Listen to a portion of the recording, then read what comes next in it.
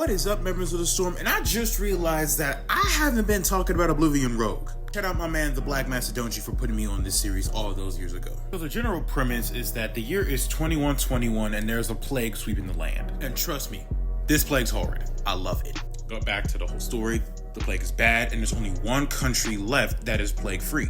They have opened their borders up to some immigrants, but generally speaking, the borders are closed. But due to the influx of immigrants, there is a rebel army who is offing those immigrants because they don't want outsiders in their country. This group is called the Hells. And in the typical apocalypse by plague fashion, you know, you have to deal with both the terrible people and the terrible plague. And that's the general premise of the story. And the thing is, the army numbers is running short, so they're needing to use child soldiers. And even then, the number of them is small, so they're having to expedite the whole process. Our protagonist is one of those child soldiers, but the thing that makes her unique, for better or for worse, is the fact that she's immune to this plague. And as you can expect, a lot of people aren't okay with this and generally view her as like, oh, it's her fault and stuff like that. And right off the bat, like I said, this universe is dark. Like, their exams, if you could call it that, was basically them killing each other. They have to prove their wit, their intellect, etc., and their instincts, and to do that, they have to fight each other to the death virtually. And they do so by pulling this pin in the back of their neck that injects a poison once it's pulled.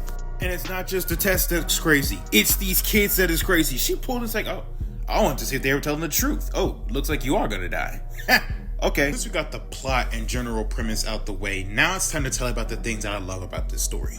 First off, I love the art style. And for me, having a completely colorless manga kind of threw me off for a long time, but I love how they do add color, like specifically green. So it's like, it adds like this off feeling to the whole manga, and I love it. And the art style kind of reminds me of like the art style of Hellboy, just more action oriented. And Saturday AM being Saturday AM, giving us great looking black anime characters. Well, technically manga, but you get the point. And another thing I love about this series is the power system. Basically, the power system is that there's this thing called Ka, which is basically your energy self. Soldiers and kids learn to manipulate this Ka and do it properly, because if you stretch it too far and you don't know how to reform your Ka self back, you'll end up tearing your body apart. They weaponize their manipulation of their Ka by using this thing called secondary skin, which takes the form of whatever form their Ka takes. So basically, they're wearing like symbiote, shape-shifting clothes, weaponry. I mean, just with their arms and legs covered in secondary skin, they could do some pretty insane stuff. Can alter the properties of their body, giving them stealth super speed.